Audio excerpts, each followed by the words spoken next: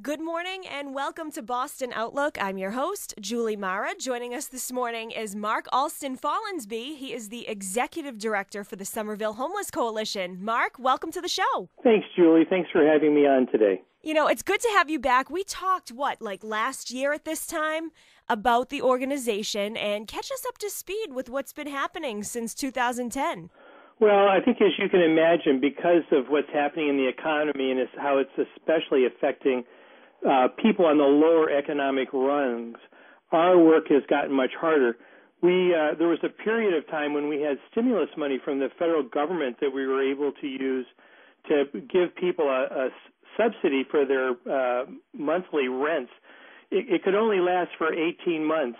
And unfortunately, even though, we got hundreds of thousands of dollars just to use in Somerville, that money was all committed within a period of about 4 months. And what happens is we get these, pockets of money in to do prevention or to help people with things like their rent, and they go so quickly.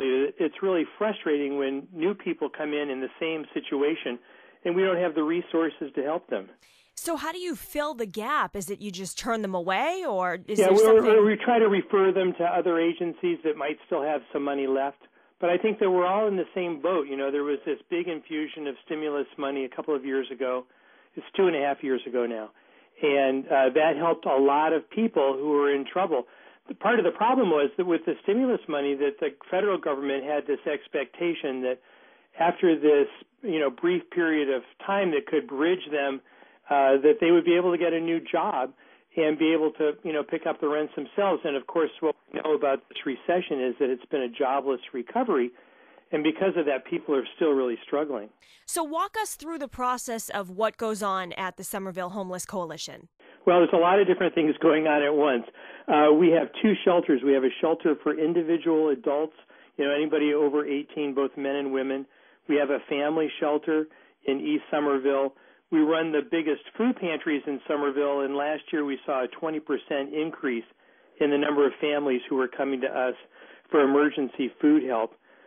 We have about 140 families and individuals in permanent housing now, and a lot of those are people who are, sort of what you think of as a chronically homeless person, the guy who's on the street or, somebody who's walking around with a mental illness. And we're able, because we get federal dollars, to put them in apartments with all the support that they need, and they're wonderful tenants.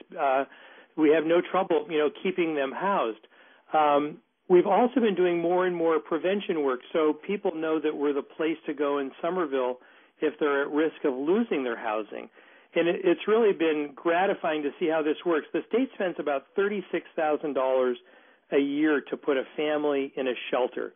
And last year that number broke the bank. I think the state spent about $171 million on families in shelter. This year they've tried to restructure that program, but this year they quickly ran out of money because the need is so great. So $36,000 to put a family in a shelter, we can put them in one of our apartments and give them all the support that they need for less than $20,000 a year. But the average cost in our prevention program last year was under $1,100. Part of what's happening, we've seen all the statistics recently about how many people are living in poverty. And right now it's over 49 million people in the United States are living in poverty. The federal poverty level for a family of 4 is a little over $22,000 a year. The biggest problem in this recession is that more people have gone into deep poverty. That's half of the federal poverty level. So imagine a family of 4 in the Boston area trying to make do with about $11,000 a year. Unless you've got a housing subsidy, that's really impossible. I mean, you can't work enough hours, in a day to be able to survive on that kind of an income. Absolutely not. So those folks, they're a real risk of becoming homeless, and I'm always amazed that more families don't become homeless. So if you figure across the country, that makes about 25 million people living in deep poverty, on an average salary of $11,000. And over the course of a year in the country, we have about 3.5 million people who experience homelessness. Most of those are, a short time. It's about 750,000 people on any given night in the United States. In Massachusetts, it's about 28,000 people. In Somerville, it's about 300 people, So those, when you look at the numbers like Somerville, you would think and hope that that would be a manageable number. You know, if we've got 140 families in permanent housing now, why can't in the next 2 years we just replicate what we're doing and house all those 300 people who are homeless? But the problem is, as soon as we get somebody out the back door and into permanent housing, there's somebody coming in the front door, and we just are not able to stop, you know, that need from coming in because people are struggling so much. So how does someone become involved with the organization? Do they just seek you out? Are you seeking them out? Yeah, I think, you know, the one thing about being homeless or even being at risk of homelessness is that people learn survival skills really quickly. And there's word on the street. I mean, I think it's a lot of self-referral that people know what agencies to go to for help. And fortunately in Massachusetts, you know, we're a agency-rich environment where there are places, I mean, maybe not in some of the tonier places.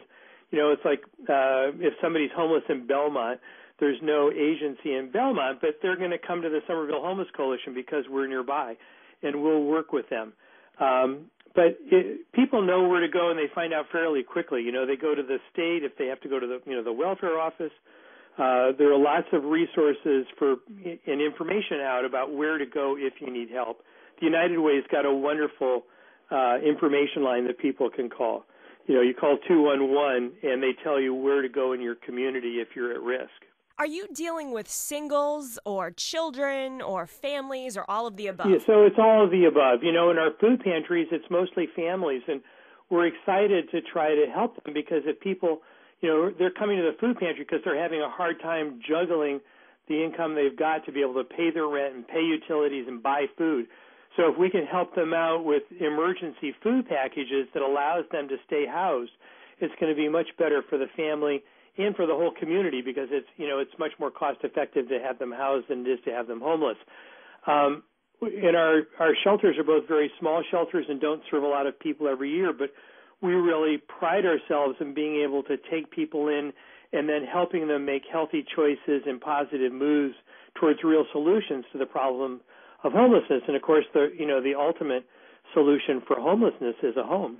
Absolutely. And what specifically is homelessness? So there are different definitions, okay? So the federal government, our budget's about $3 million, and I think about $1.2 million of that comes from HUD that has specific programs for homeless people. Our case management program that helps people navigate, you know, how to get benefits, how to get resources, can work with anybody who's homeless in Somerville. But in order to qualify for our permanent housing program, people have to be homeless and they have to have some kind of disability. That definition of disability is a fairly low threshold, but it means that, you know, people have to, you know, HUD is trying to have us focus on people who really can't help themselves, and that makes a lot of sense. If the definition of homelessness is now being expanded under new federal regulation, it hasn't gone into effect yet, but it'll go into effect next year, because people have been concerned about, you know, families and individuals that are doubled up, tripled up, sleeping in cars, you know, couch surfing. And in the old definition, they were not considered homeless, but they're going to be in the future. And it's a little daunting because we don't have the resources to help everybody who's homeless now. And this is going to make more people eligible for our services. Now, this time of year, of course, Thanksgiving is right around the corner. The holidays are approaching. Do you see a spike in people coming into the Somerville Homeless Coalition? No, you know, I think it's people worry that in the wintertime people are much more vulnerable, but people are vulnerable all year round, Julie. There's a lot of violence and abuse on the streets, and people have as much trouble in the summertime, you know, because they don't take care of themselves. You know, if you get dehydrated in the summer, you're at as much medical risk as you are in the wintertime from things like the cold weather. So as much as, you know, we appreciate people caring and giving around the holidays, you know, it's a problem that doesn't diminish at any time of the year. Right. So once January 1st strikes, it's not like this problem's going away, unfortunately. Unfortunately not. Now, the organization has been since 1985, correct? Yep. Have you been with it all along? No, I came 11 years ago. I've been working with homeless people for about 20